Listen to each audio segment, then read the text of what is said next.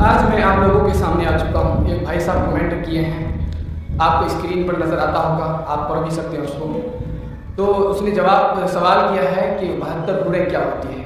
چلیے آج میں 72 حوریں کے بارے میں بتاتا ہوں کہ 72 حوریں کیا ہوتی ہیں.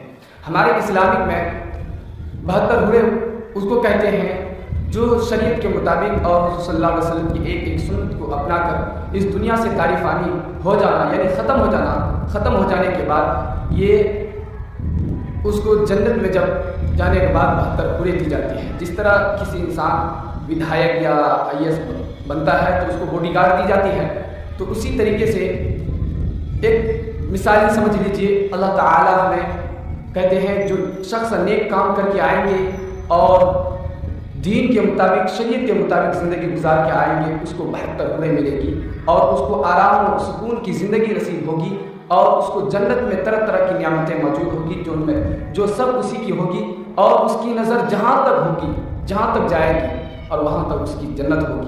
تو یہ 72 حور ہیں جو جنتیوں کو دی جائے گی, اور جو شخص نیک اعمال کر کے نہیں آئیں گے یا ان کے مطابق حضور صلی اللہ علیہ وسلم کی سنت کے مطابق زندگی گزار کر نہیں آئیں گے, اللہ نے قرآن میں جو فرما دیا اس کے مطابق کام نہیں کریں گے, تو اللہ تعالیٰ انہیں سزا دیں گے.